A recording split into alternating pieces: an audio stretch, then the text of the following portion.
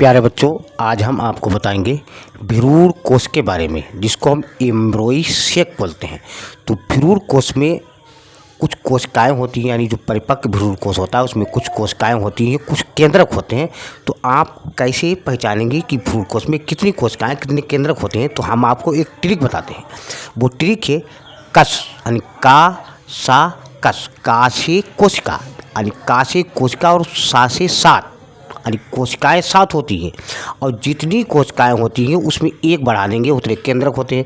जैसे कोशिकाएं 7 हुई तो एक बढ़ाया तो केंद्रक हुए 8।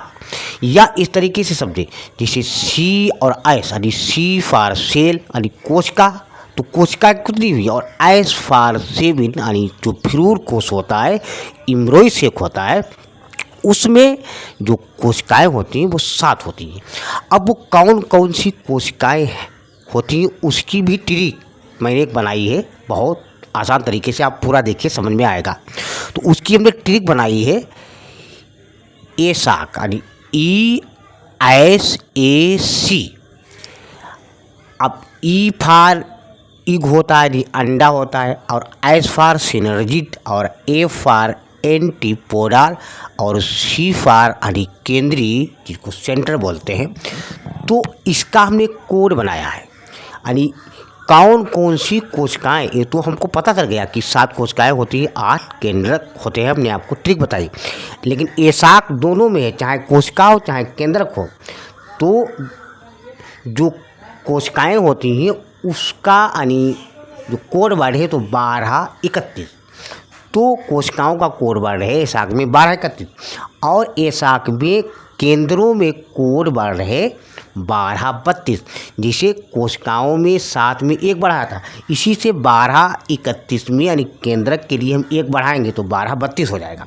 अब किस तरीके से, ई फॉर यानी अंड कोशिका एक होती है, और सी फॉर यानी सिनर्जिड कोशिकाएं 2 होती हैं, और ए फॉर एंटीपोडल, तो एंटीपोडल जो कोशिकाएं होती हैं वो 3 होती हैं।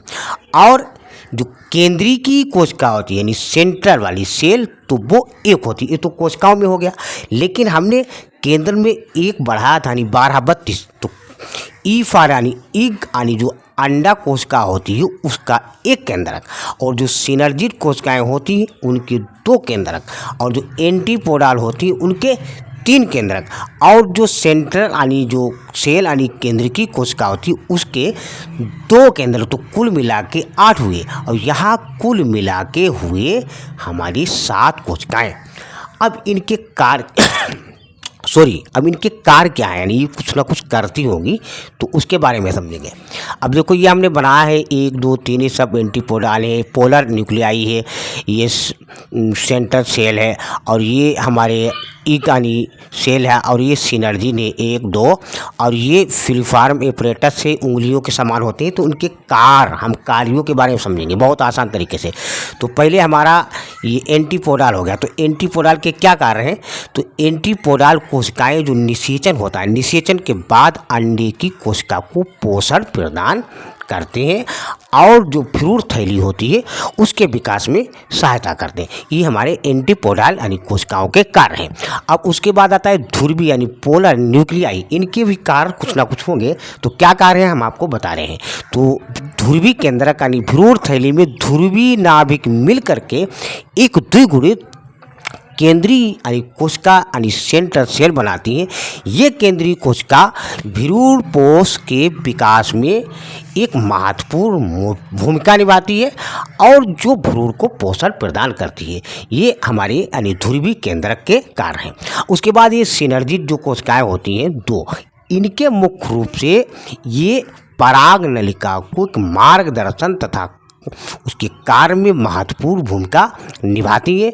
और 2 कोशिकाएं जो अंड कोशिका होती है यानी उसके बगल में ये यहाँ पर स्थित होती हैं, तथा पराग नलिका को यानी सही दिशा में निर्देशित करने में सहायता करती हैं, और जिससे पराग नलिका शुक्राणुओं को यानी अपने अंदर जो है शुक्राणुओं तक पहुंचा सके।